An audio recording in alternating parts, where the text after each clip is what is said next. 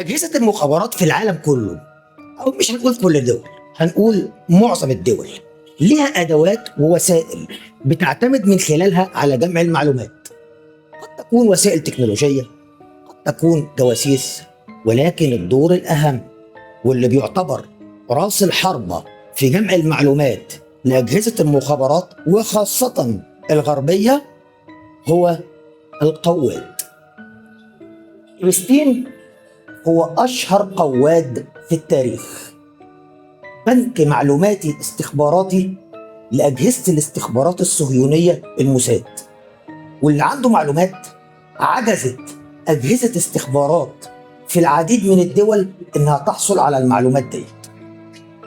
وتحية للفن المصري والسينما المصرية اللي قدرت تجسد دور إبستين في أحد أهم أفلامها. في أوائل التسعينات السينما المصرية أنتجت فيلم من أهم أفلامها، وهو فيلم مسجل خطر. الفيلم ده كان بطولة الفنان عادل إمام، وطبعا اللي أدى شخصية إبستين في الفيلم ده كان الفنان القدير والمبدع سعيد عبد الغني. هنا عادل إمام سأل الفنان صلاح قابيل في الفيلم، قال له الناس اللي احنا هنروح نجيب عنها معلومات ديت مش هنقدر نجيب عنها معلومات، لأن الناس ديت صعب انك تجيب عنها معلومات. رد عليه صلاح قابيل وقال له أنا عندي اللي هيجيب المعلومات ديت.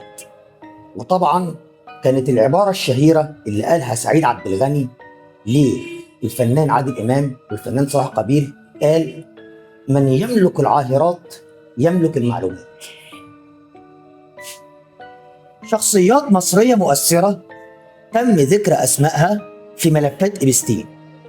مش معنى إن تم ذكر اسمها يبقى الناس دي كان لها فضائح، بالعكس هو تم ذكر أسمائهم في مراسلات يعني مراسلات فقط لا غير.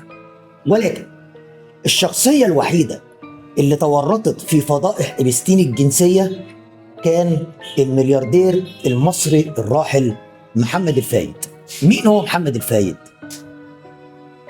الكلام ده مش كلامي، الكلام ده على عهدة وكالة الأنباء الألمانية دويتش فيلا في تقرير نزلته عن فضيحة جنسية لمحمد الفايد في ملفات إبستين.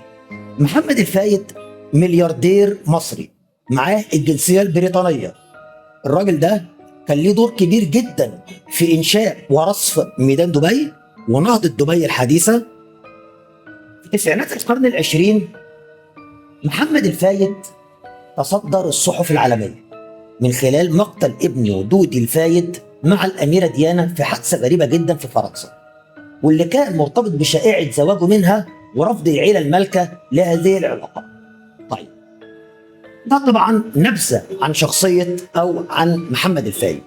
هنا لازم نتكلم من هو محمد الفايد في ملفات إبستين، وإيه هي الفضيحة الجنسية اللي اتورط فيها مع إبستين وفقا لتقرير دويتش فيلا الألمانية. وفقا لتقرير دويتش فيلا الألمانية واللي جه بعنوان محمد الفايد كان من زبائن إبستين. التقرير باختصار لأن هو تقرير طويل شوية بيتكلم عن عارضة أزياء اسمها ناتالي. عارضة الأزياء ديت كانت على علاقة بجيفري إبستين. جيفري إبستين قال لها تعالي لي اليخت بتاعي. طبعا كان معروف ان هو قواد وعنده يخوت في معظم الشواطئ، وكان بيجيب فيها رجال اعمال وبيجيب فيها ذوي نفوذ. وطبعا قال لها تعالي لي على اليخت الفلاني في المكان الفلاني عشان في رجل اعمال هيفيدك في مجال الجلد. هي على لسانها ووفقا لشهادتها قالت ان انا كنت في مشوار وبعدين رجعت وقلت اروح المشوار دوت، فرحت ومش ناسيه ان انا شفت راجل كبير كان قاعد جنب واحد ادعى انه اخوه، تقريبا كان اسمه صلاح الفايد، وكان في صور لدودي الفايد والامينه ديانا في هذا اليخت. وبتقول بدأ محمد الفايد يقول لي كلام فيه إيحاءات جنسية، وقال إن هو نفسه يجرب معاها بعض الحاجات الجديدة. طبعا بتقول إن في الوقت دوت أنا عرفت إن أنا مش هطلع من اليخت ده إلا ما أنفذ كل اللي هيطلب مني. وبناء عليه بتقول لقد تعرضت للاعتداء الجنسي من هذا الرجل ولن أنساه. ده كان كلام ناتالي وفقا لدويتش فيلا الألمانية. وعشان ملفات إبستين هي مستنقع قاذورات وانتهاكات لشخصيات كنا نظن أنهم قدوة كل في مجاله، إلا أننا اكتشفنا الأخطر. هنعرض فيديوهات لجزء أو جانب من هذه الانتهاكات اللي ما تمثلش أكتر من 30% من اللي تم الإفراج عنه من هذه الملفات.